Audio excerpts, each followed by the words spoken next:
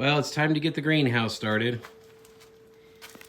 It's the 9th of April, Easter.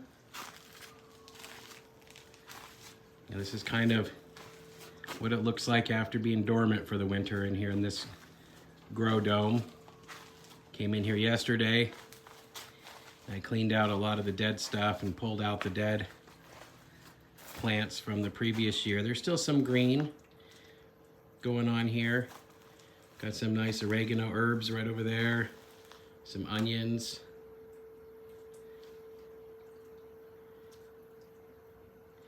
My fig tree. I think it survived. We'll know in the next couple of months. And the water tank.